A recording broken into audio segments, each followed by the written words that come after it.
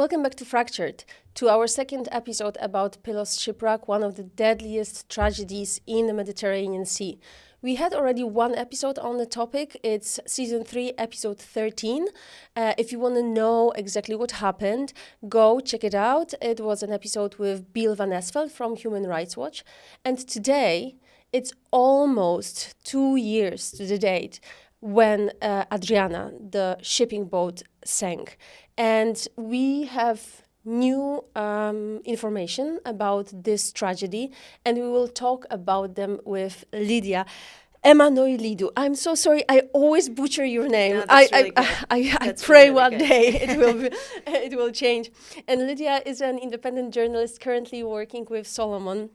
We encourage everybody to check their page and Lydia's profile for the latest news about the situation of refugees in Greece, but not only. And Lydia, to start the whole conversation about Pylos Shipwreck, can we organize our knowledge a little bit about the Pylos Shipwreck? What happened? When did it happen? You know the best because you investigated and interviewed the survivors. Yeah, sure. So since your followers already have gotten a long version of this, I'll give as brief of a version as I can. So on June 13th of 2023, 2 years ago, a boat that had set off from Tobruk in Libya and was going to Italy came in distress off the coast of Pylos, Greece. Despite being extremely overcrowded, despite being completely unseaworthy, and despite the fact that people on board were clearly asking for help and needed help, the Greek Coast Guard took many, many hours to show up on scene. And by the way, we're talking about 750 people. Many of them were Pakistanis, Syrian, Palestinians, and others. And it took the Greek Coast Guard the Greek Coast Guard had been monitoring the Adriana for about 15 hours leading up to the sinking. And what should have been an all-hands-on-deck rescue operation was basically the opposite. So what me and my colleagues at Solomon and The Guardian and Forensic Architecture did was try to piece together what happened that night. And basically what we found is that everything the Coast Guard did and didn't do that evening contributed to the sinking of the boat. We also talked to many survivors after the shipwreck, and many of them had the same story, that once the Coast Guard showed up on scene, they tried to tow the boat towards Italy, presumably so that this would no longer be Greece's problem. Italy would have to deal with these 750 or so people. And in the process of attempting to tow that boat, the boat capsized and more than 600 people, we estimate, died. So there were 104 survivors, 82 bodies recovered, but according to the testimonies of people, based on what we have been able to gather so far, we're talking about 750 people, potentially more, on that ship. And we know it is also shown on Frontex drone, the one that spotted it first, that there were already 2 bodies on this ship when it was still like drifting in international waters without engine. Yet, as you said, it took the Greek Coast Guard around 15 hours to really react, to do something.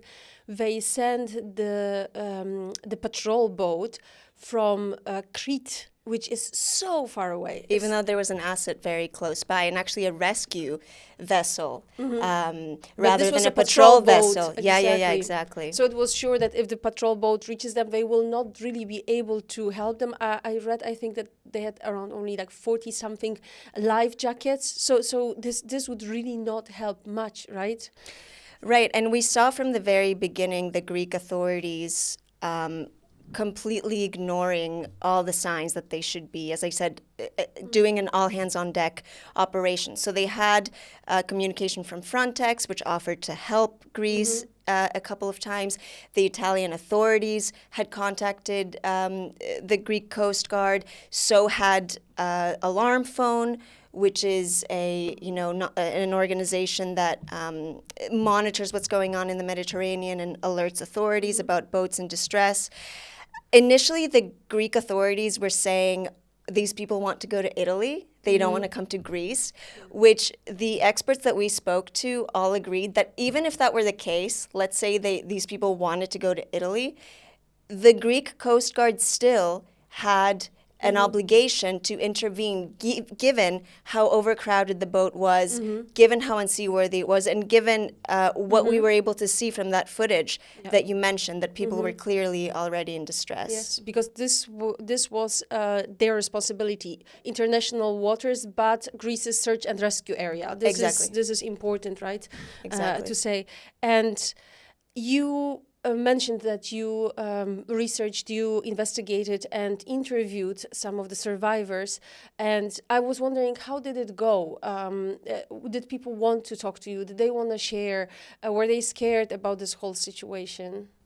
Yeah, initially it was very difficult to get people to say what they had seen or heard about the Coast Guard that night, so the towing in particular. Even people who had seen it with their own eyes had been pressured in the previous days by authorities not to speak about what happened. And they had been in the refugee camp Malakasa for outside of Athens for several days, you know, kind of contained in there without being allowed to come out until they were registered. And so once people started coming out, that is when journalists like me were able to go and approach people. And, you know, we had to do things like find a kind of neutral space for us to interview them, because obviously doing it right outside the refugee camp, under the eye of cameras, under the supervision of authorities is really difficult. And it took some trust building, yeah. And especially, I think it helped that we had people on our team who spoke Arabic. We had a Syrian person on our team who, you know, people immediately were able to trust him a bit more. So that really helped, I think, as well, that we were able to speak to people directly. What is happening to those survivors right now? So it depends. I don't know about all of them and haven't kept track, but a few that we interviewed, I have kept track with. Many of them have left to Germany and other countries. I think Germany and the Netherlands are the top two countries where survivors have relocated. Some were staying in Greece. Up until I checked, you know, a couple of weeks ago, several of the Pakistani survivors were staying in Greece and, you know, trying to find work, trying to find an apartment. They had gotten asylum, which was a, you know, positive development, because it wasn't a given that they would. Some of the people have had their asylum applications rejected. And, you know, I think for a lot of them, the biggest issue is processing and coming to terms with everything that's happened. Like, I was seeing one of the survivors in Germany actually a month ago. He went to Germany because, excuse me, he went to Germany because he has family there, and he applied for asylum there, and he's been able to get asylum. And he was saying, like, I'm just not the same person that I was before this. For me, it's the before and after. The shipwreck is the defining moment, my before and after. And I just lost a huge part of myself. I'm not me, you know, and there's nothing I can do. So I think this is the reality that a lot of survivors are living with and trying to integrate in the communities that they're in, whether it's in Greece or Germany or another country. Yeah. The tragic thing, the whole thing is absolutely tragical, but what was even more tragical in media, at least, was that probably most of the victims were women and children, because they were under the deck, right? So the moment the boat collapsed, they stood no chances of getting out. And this is absolutely horrifying when you imagine those pictures. But now the situation is changing. So almost 2 years right now after the tragedy, and we've been through several trials and investigations, and suddenly a surprise, because 17 officers of the Hellenic Coast Guard are being accused by a Greek prosecutor of what? Exactly. Yeah, sure. So we had just a few days ago, we learned that the prosecutor at the Naval Court in Piraeus had finished a preliminary investigation and is recommending charges for 17 Coast Guard officers. So that includes the captain of the PLS 920, that's the Coast Guard vessel that was on scene on the night of the shipwreck. He's accused of causing the shipwreck, failure to provide assistance, and interfering with maritime transport. Those are some of the charges. We also have charges against the crew that were on board, and those are charges of complicity and all the, everything I mentioned before. And we also have even the chief, the then chief of the Coast Guard, being implicated in this, and the supervisor of the National Search and Rescue Coordination Center in Piraeus, which was in touch with the various vessels involved that night. And 2 officers that were apparently on duty that night, Yes. the ones that were actually talking, right, to Adriana, the boat. Yes. And I don't know how much this impacted it, but recently, in March, I think, some recordings leaked from the coast, from those talks between this rescue center to I think it was to Greek press, right? Yeah, News 24/7, I think that's what you're talking Yeah. about. So this is, I think the important thing here is that this was from the investigation conducted by the Greek ombudsman, which was really the first independent investigation to be conducted by a Greek authority and completed after the shipwreck. And that was the report that came out, although it hasn't been released, it's not public. The ombudsman provided a press release with some of the core findings, and it is a scathing report. So it found many of the things that me and my colleagues found in our reporting, and that now appear to have been corroborated again by these charges by the Piraeus Naval Court. So I'll just list a couple of things. Negligence and dereliction of duty is one of the things that the ombudsman found. Delayed search and rescue response, which we talked about. And then the withholding of evidence, because there were key pieces of evidence, like data from the captain's cell phone that the captain of the PLS 920, that the ombudsman requested, that were not handed over. Also, captain's logs and various other things. So again, a pretty damning report that led up to these charges. And we also had the leaking of those audio messages that, to me, the biggest thing they corroborated is that the Greek authorities were trying to get both the people on the Adriana and people in merchant vessels who were nearby to say that the ship wanted to go to Italy, that the people on the Adriana wanted to go to Italy, and they wanted to basically create, a paper trail to be able to make this claim, even though, again, it doesn't stand, but they wanted to be able to make this claim that the people wanted to go to Italy, but especially in the call with the merchant ship, which was nearby, you can hear the person saying, they're not. It's bad conditions. This is not a situation for people to be in. So that was very helpful leading up to this. Now, can I add one thing about the charges, which is important? So the lawyers, advocates, of course, have welcomed this development. There are another 4 officers who were essentially let off the hook for kind of legally reasons that I won't get into, but lawyers are appealing that in order to bring charges against these 4. And also importantly, we should say that even though the criminal procedure has been initiated, this doesn't necessarily mean that this will go to trial. Exactly. So this is because of the way the Greek judicial system works, there are basically several phases. So from what I understand now, what happens is these 17 people will be questioned by a prosecutor who will then decide, if this goes to trial. So we'll wait and see. When it comes to evidence, what in your mind is the most damaging evidence here?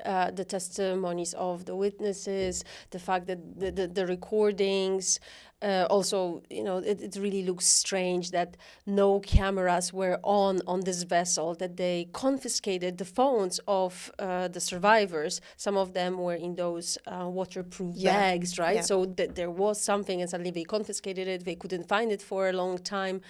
I think the lawyers had to intervene, and suddenly they miraculously appeared somewhere. Although they were not allowed to be used in key cases, which is another interesting thing. And you mentioned the cameras on the Coast Guard vessel, which were there. And we have indications that they were functioning, but they happened to not be recording, even though they have a mandate to record, because this ship is financed by Frontex, and it is highly recommended that operations like this be recorded. But of course, the cameras were malfunctioning that night, conveniently. This is at least the explanation that the Greek authorities have given. I think there's so much damning evidence, and for me, I have seen that from the very beginning, because my colleagues and I were investigating this immediately, basically in the days after the shipwreck. And the testimonies of the people who were on that ship alone were so damning, and a lot of parts of it could be corroborated. And there was so much consistency. You don't get that kind of consistency when something isn't credible. Yeah, there's so much. I cannot tell you. It's hard for me to point to one thing. I have all these things that you mentioned running through my mind. We have, satellite data showing the movements of the ships, phone calls, communications, now leaked communications between the Search and Rescue Coordination Center and the Adriana, as well as vessels on scene. There is no shortage of evidence that points to what happened that night. Yeah. It actually seems like almost everything the Coast Guard claimed is not true. They even claimed that the boat was still moving, that the engine was fine. And was it BBC who made this interesting piece? They just checked through this commercial app how the boats are moving, and they were showing that there were actually several boats around Adriana, right? And we also did the same with forensic architecture, which also used publicly available data to track where the ship was at what time, and you can see it stopping, backtracking, doing certain things that it would not be doing if the engine hadn't stopped. And then you see it speeding up at the points where the people claimed they were being towed. So I think even that evidence, in addition to everything else, also corroborates the stories of the survivors. I don't want to be devil's advocate, but do you think it is possible that those officers had no idea what they may cause by doing those towing maneuvers? I don't want to say that they really did it on purpose to sink the boat, but as experienced vessel, right? A well-equipped vessel, sponsored, as you said, by Frontex. Were they really not aware what may happen if they towed this super old, not functioning boat with 750 people and start speeding with it? Yeah. I mean, I can't speak to what was going through their minds. I hope that their intention was not to kill 750 people on board. I think the intention was to tow them so that this would no longer be their problem. But listen, this is not without precedent. We had the Farmakonisi incident in 2014, much smaller scale incident, but nonetheless, several people died during an apparent towing towards Turkey. So the Coast Guard certainly had reason to believe that this could go wrong, even if that hadn't happened. I mean, basic physics, I think will tell you in basic logic that a boat like this will probably not be able to withstand a really quick towing. Exactly, and we know that there were some boats closer. They could could call for more help, right? To take those people from the boat to some kind of smaller boats. Yeah. So there are many problems with that, but we started talking about the fact that there was an ombudsman investigation into this thing. There was, I think, European ombudsman investigation as well. But the big thing was a trial of 9 Egyptians, so-called Pylos 9. And when we spoke with Bill before, this was the big thing. Everybody was waiting for this trial. Can you tell us how did this go? Because this is also kind of a surprise. Yeah, no, absolutely. So the backstory is that within 24 hours after the shipwreck, 9 Egyptian survivors are arrested and charged with causing the shipwreck and with smuggling. And this is not, a one-off. This is a trend that we see in Greece, the so-called criminalisation of people on the move, of asylum seekers, of migrants, where essentially when a boat arrives, 1 or 2 people are arbitrarily picked out of the bunch, often without any evidence, according to lawyers, and charged with being the smugglers and facilitating the journey. So this is what happened in this case. 9 survivors, were taken into detention, and from the very beginning, their lawyers were pointing out all the issues with the case. One really big issue was that the charges were based on the testimonies of 9 people, 9 other survivors. And we know from those testimonies that they felt pressured to name specific people as the smugglers. And keep in mind, there were 104 survivors. So 9, getting the testimonies of 9 survivors was not sufficient.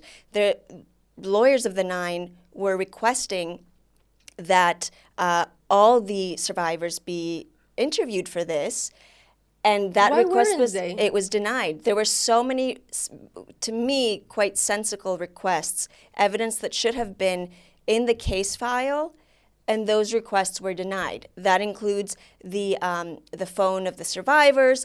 It includes communications of the Coast Guard. There was a whole list that the lawyers had provided to us at that point of all the requests they had made for evidence to be introduced, and every single one was denied. So in the end, the 9, their case, they ended up being let off on a jurisdictional technicality. They ended up being acquitted. And with my colleagues, we wanted to understand, okay, what was the evidence? Did Greece have any evidence to keep these 9 people in jail for almost a year? Because they spent almost a year in prison only to be, released one day on a technicality. And so we found that not only did Greece not have sufficient evidence, which is what the lawyers had been arguing all along, but actually it had evidence exonerating these 9 people. And that evidence was coming from Egyptian authorities, which were doing their own investigation into the smuggling ring behind that put the Egyptians, at least, on the Adriana. And we obtained about 700 documents, Egyptian documents from the Interior Ministry, from the prosecutor's office, which was basically the complete dossier of Egypt's investigation, saying, here are who the smugglers are.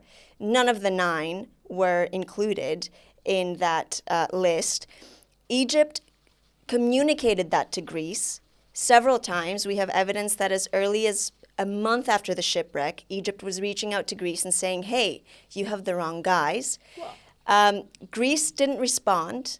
At one point, Egypt requested cooperation because there's a judicial cooperation agreement between the 2 countries, and Greece denied that request.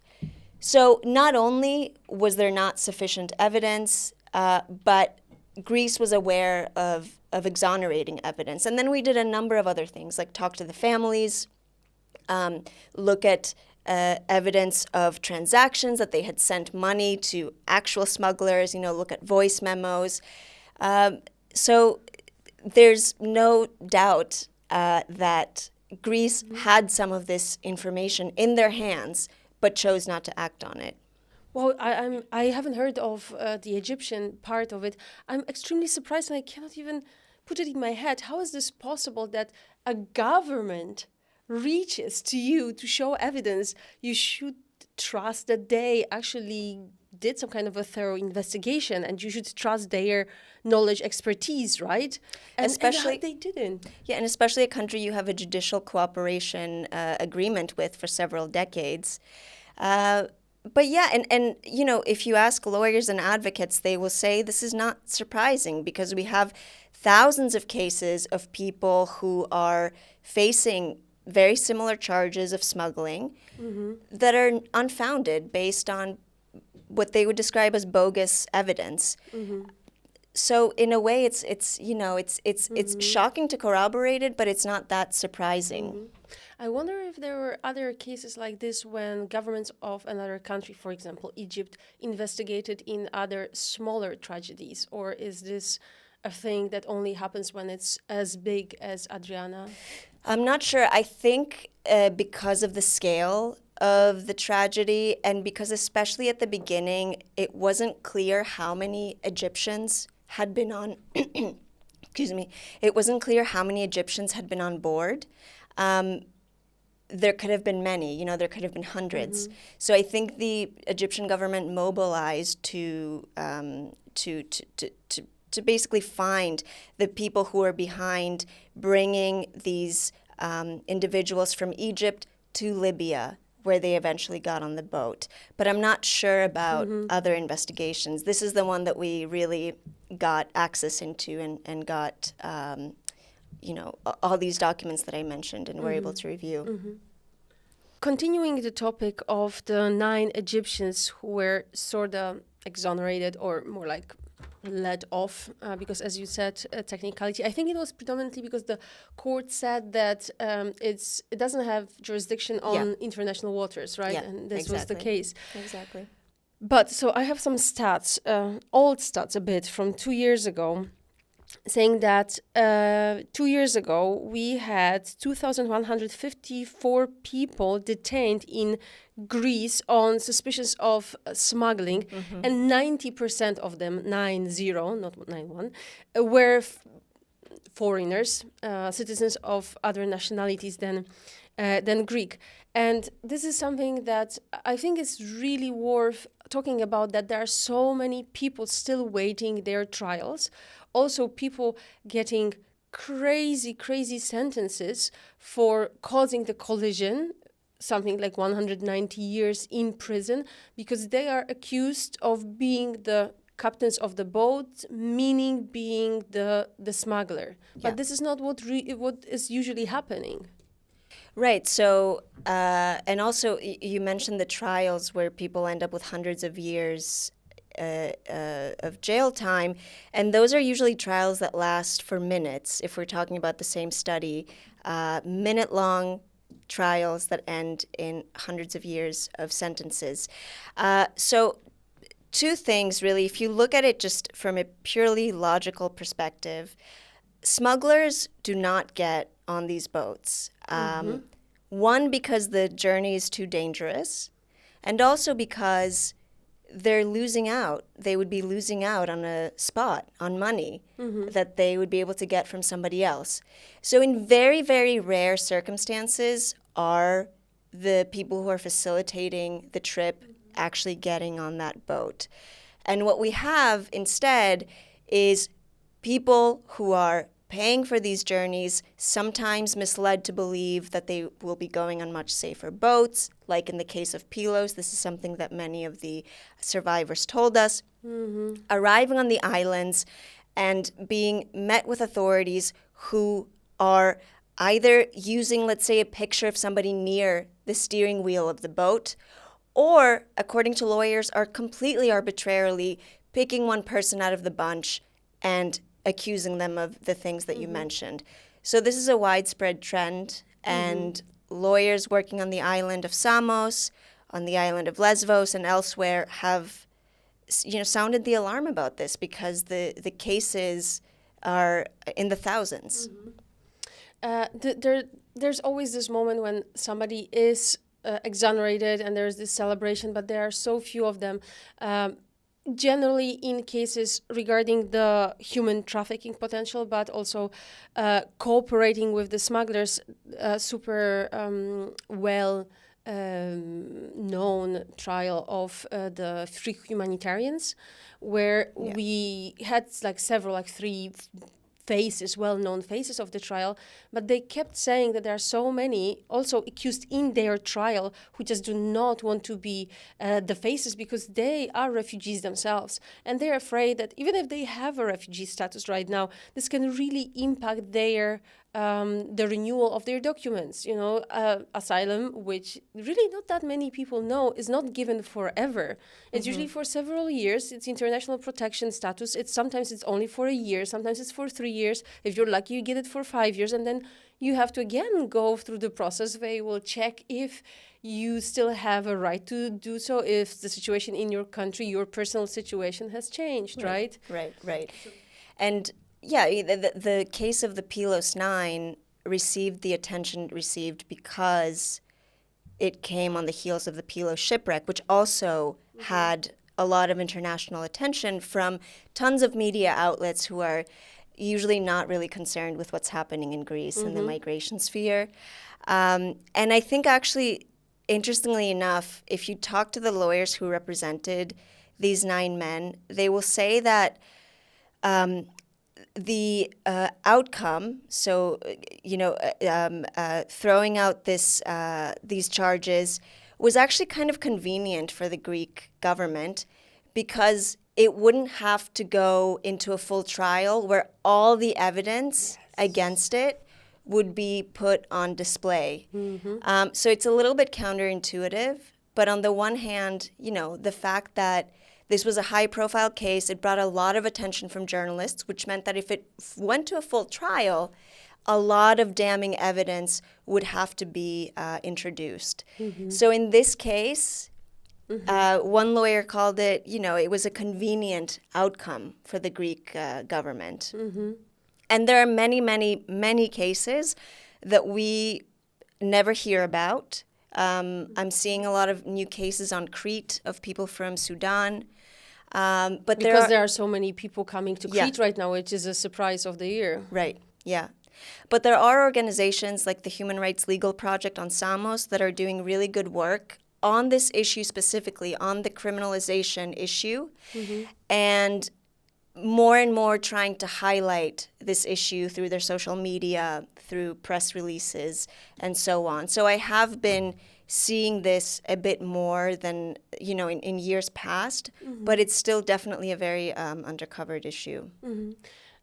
From what you're saying, from your tone, I sense that the fact that Pylos 9 were freed, basically, this doesn't change anything for the other ones who are waiting similar trials of being captains.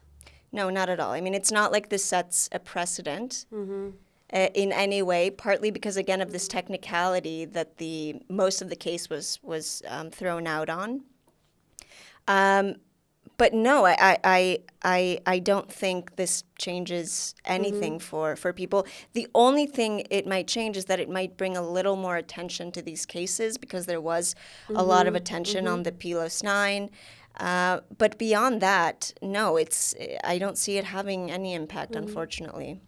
Somebody from your journalistic team told me that there was a man, a doctor or a medic among the survivors of Pylos, and he was very much afraid that somebody will point out to him as being the potential captain of the boat because he was assisting people and helping them with some small medical issues, because people are frequently asked, who's the captain, and they do not understand that this means who smuggled you here, who's the smuggler, right? They think okay, who was behind the wheel, and they don't have a choice, right? Yeah, and it's also things like people will point to others who gave them water, for example, and there are cases of the authorities using that to say, oh, you are the smuggler, you are the person in charge because you gave people the water and food on this journey.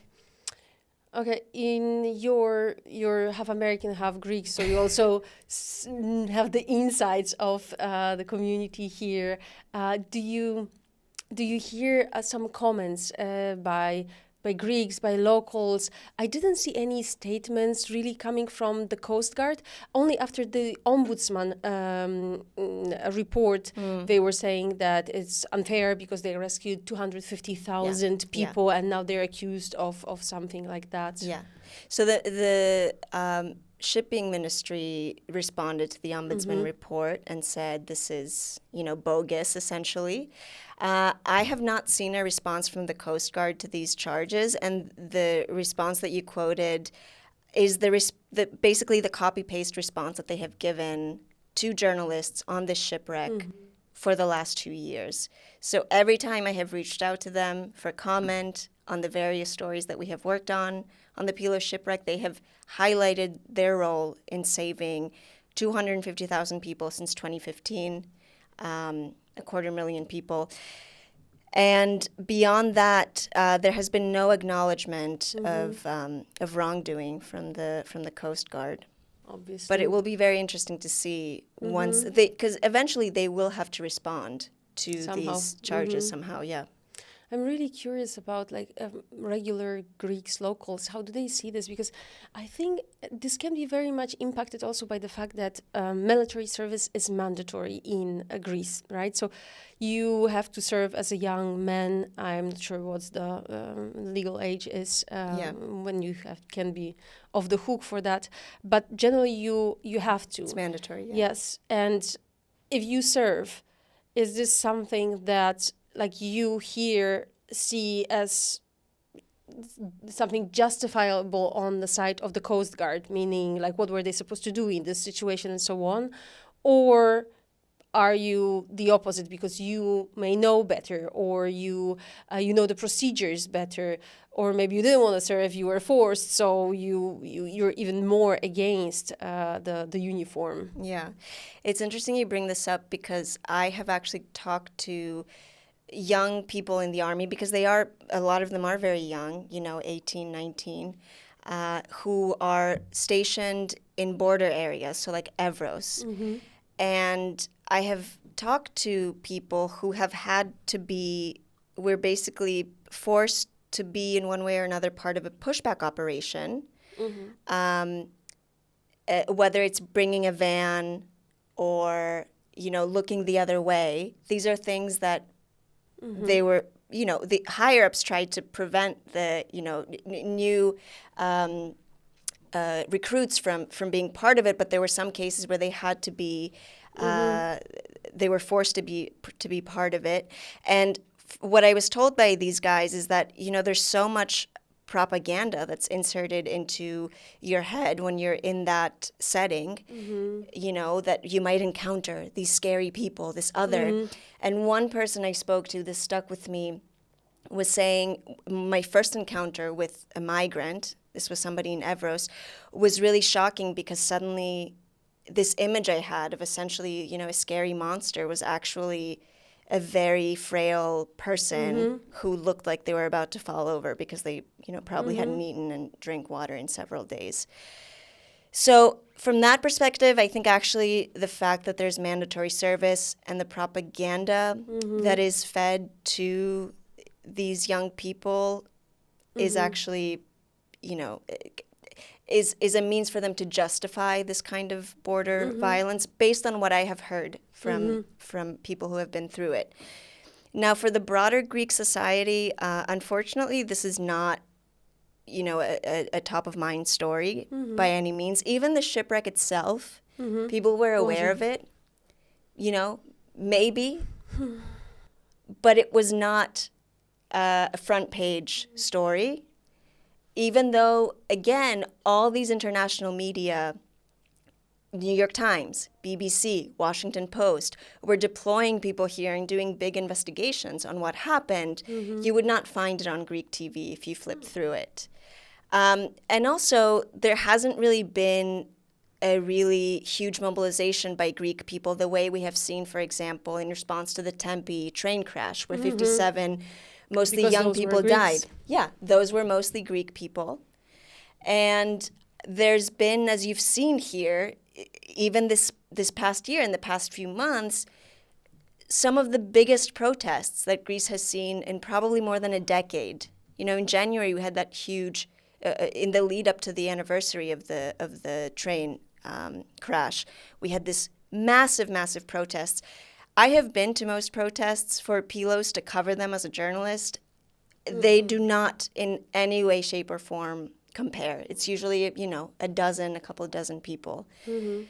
So I don't think the average Greek is aware of or following this story. And when they hear about it, it's most likely through international media or independent media like Solomon, which are among the very few outlets covering these stories. I also feel like the government is also trying to shift the awareness of this, even if this was bigger in the news.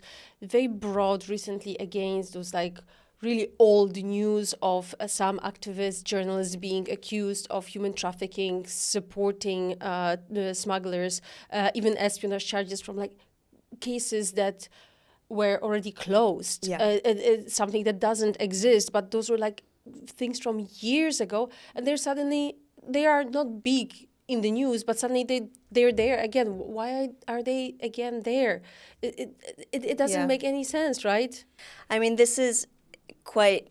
There are periods when Greek officials will bring this up against MKO NGOs that are working on the islands, and you know, there's a history of them demonizing people who are working directly with asylum seekers, and they describe them as a pull factor. So because people are working on the islands, the people are coming and they're ruining our lives. This is what the Greek government would say.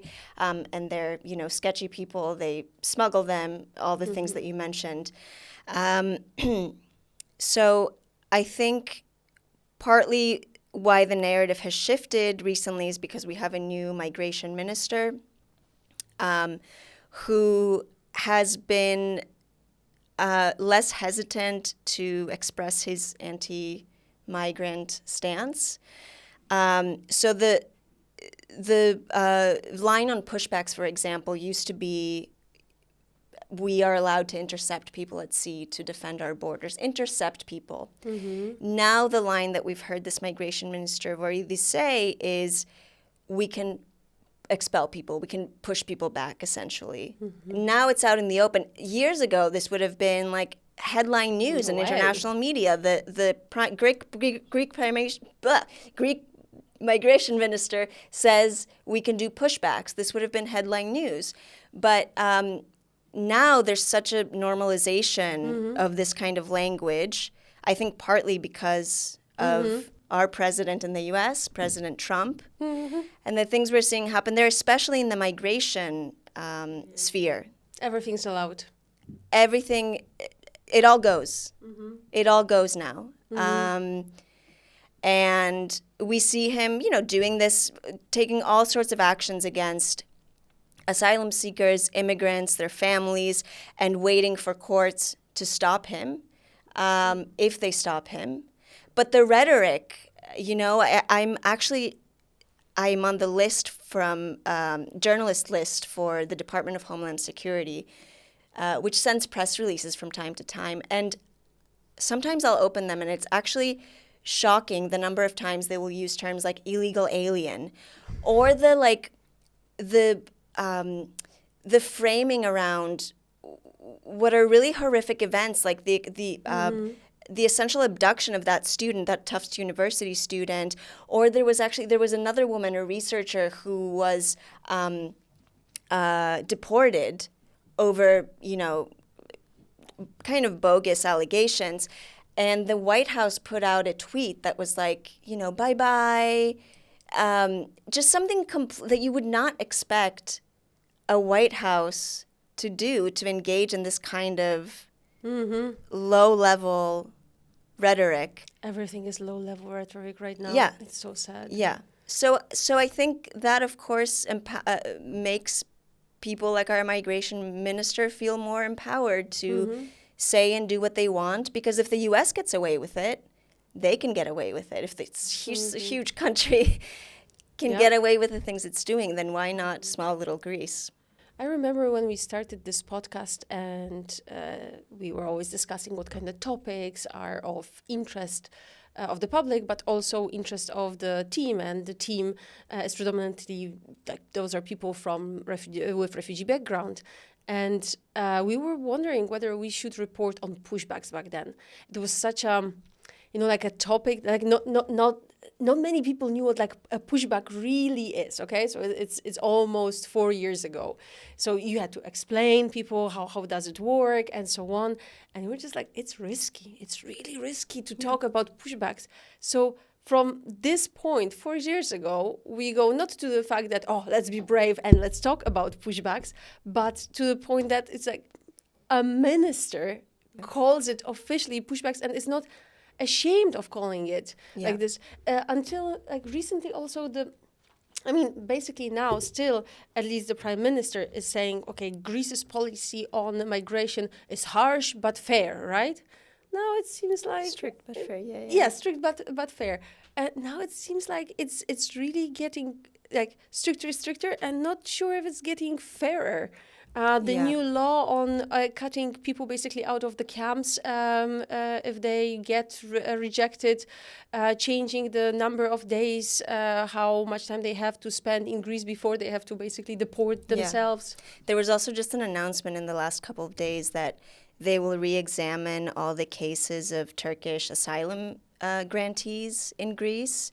I haven't looked too much into it, so don't quote me, but this is like one of the headlines, the kinds of headlines that we see that, again, remind me of the kinds of things I'm seeing in the U.S., investigating people who have been granted asylum because they're of Turkish descent. So, I don't see it getting more fair. I definitely think we're going towards the strict side. I just cannot believe that people use Donald Trump as an example with like everything. I can understand that some people agree on some level with him, some more conservative views, but like that he's doing is an example to half of the world, how to design your country, how to design your policies. I'm disgusted by this, officially disgusted. Closing the episode, I want to go back to Pylos. In your mind, how big are the chances that the 17 officer will actually go to trial? Now it's up to the judge. He can question them. He can decide on a trial. Yes, no, in the middle. It's hard to say, but the precedent I can look to is the Pharmakonisi case, again, where we had, I think, 11 or 12 people who died during a towing by the Coast Guard towards Turkey. And initially, when that case went to the Greek courts, they were essentially exonerated, the officers involved. It wasn't until it escalated to the European Court of Human Rights that there was a decision that accused them of wrongdoing in that case, and that took 8 years, almost a decade from when it happened until that decision came out in 2022. So I think we're in it for the long haul. I mean, I would hope it goes to trial given all the evidence that's available and given that there has really not been any investigation beyond the Greek Ombudsman investigation that has been completed so far. And given that the Coast Guard itself even refused to do an internal investigation, So wait and see, I guess. I know it's not a satisfying answer, but... Well, but potentially it can go to the Human Rights Court. Yeah. Okay. Yeah. I think lawyers are expecting it to have to be escalated. Yeah. Thank you very much, Lydia. Thank you for having me. Thank you very much for watching and listening. Please follow us, but also follow Lydia and Solomon if you want more update on what is happening with this case, but also issues related to the situation of refugees in Greece. In 1 week time, it's World Refugee Day, so we will have a special episode for you for that day. So stay tuned.